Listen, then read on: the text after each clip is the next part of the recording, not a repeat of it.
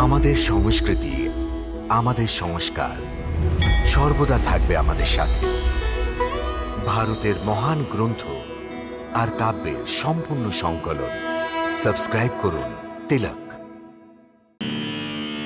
আরে কৃষ্ণ, এই দেখো কত বড় বক।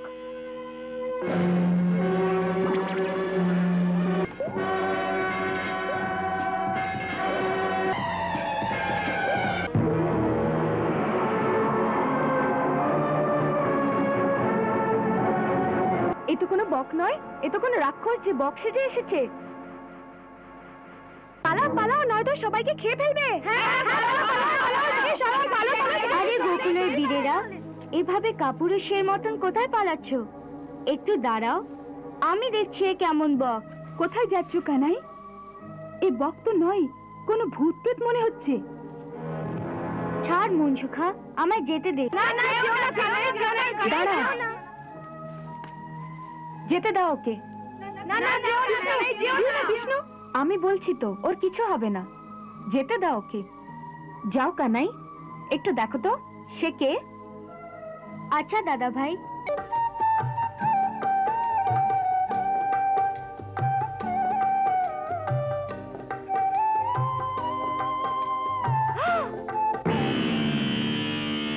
আরে কৃষ্ণ, এই দেখো কত বড় বক।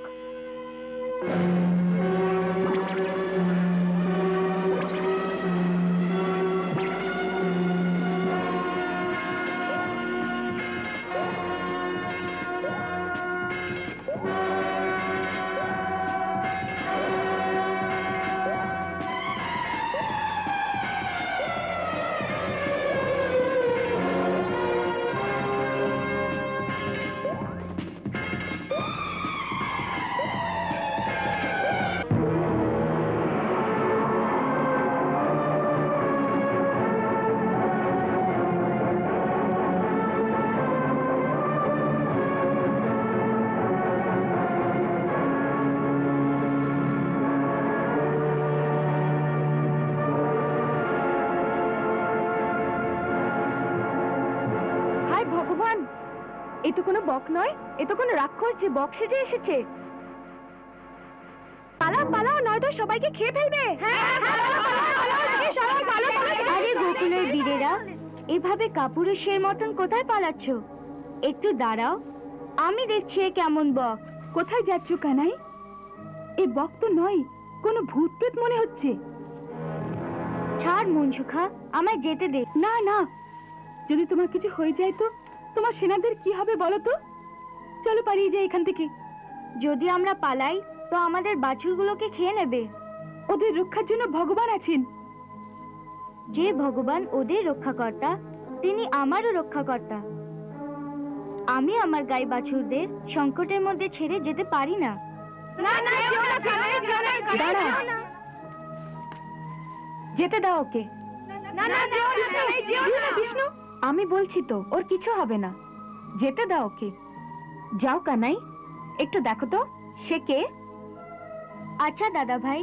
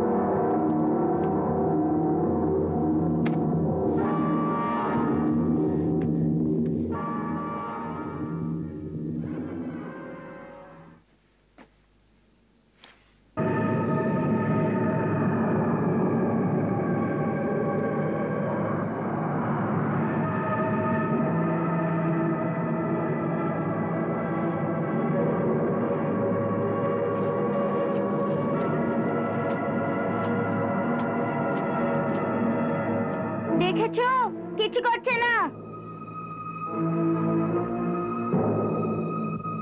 আরে ভাই, কে হে তুমি? এইভাবে বাচ্চাদের ভয় দেখাচ্ছ? দেখেছো কিচ্ছু করছে না।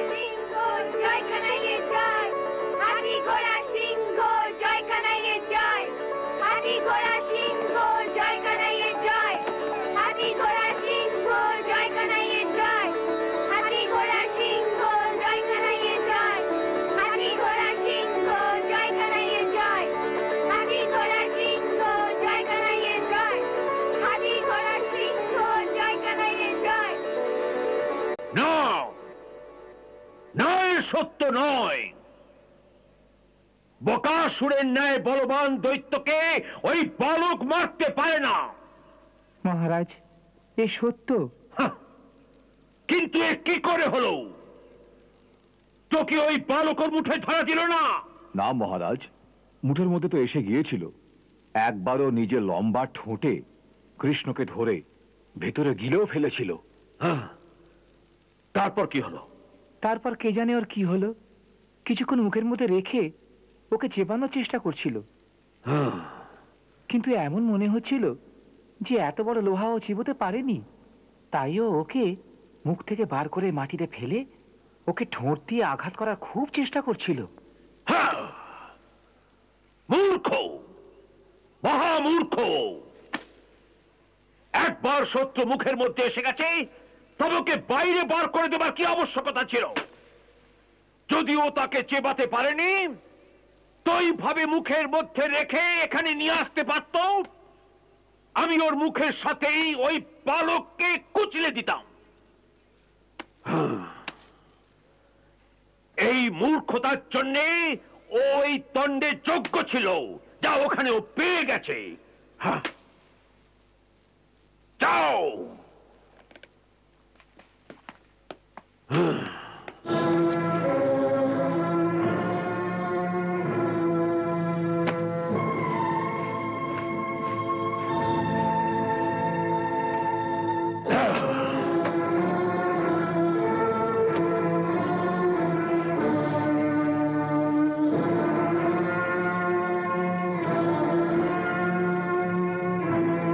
আমি এত বছর ধরে কেবল এই জন্যই চুপ আছি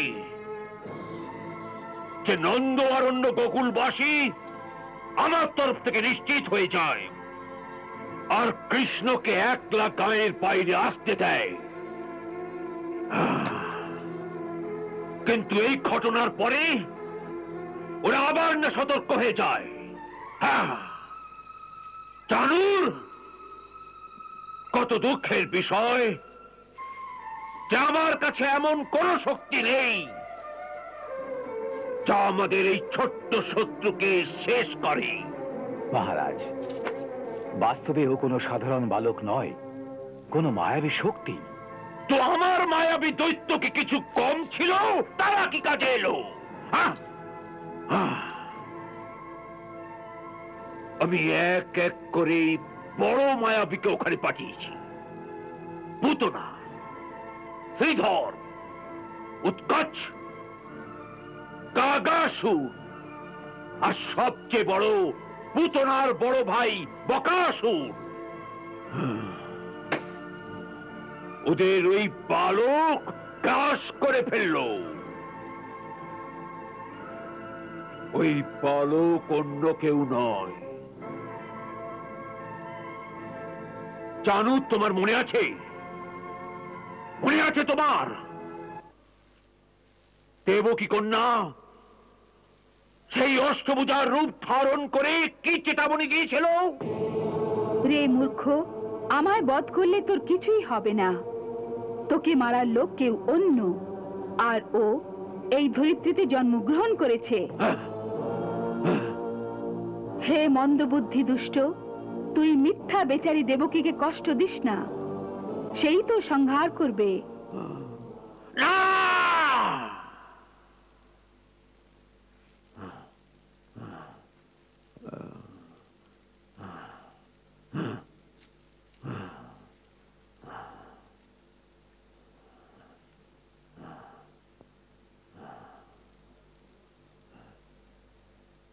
সেই কালকেই আমার ভয়, আর এই ভয় থেকে মুক্তি পাবার আমার কোন যোজনা সফল হচ্ছে না।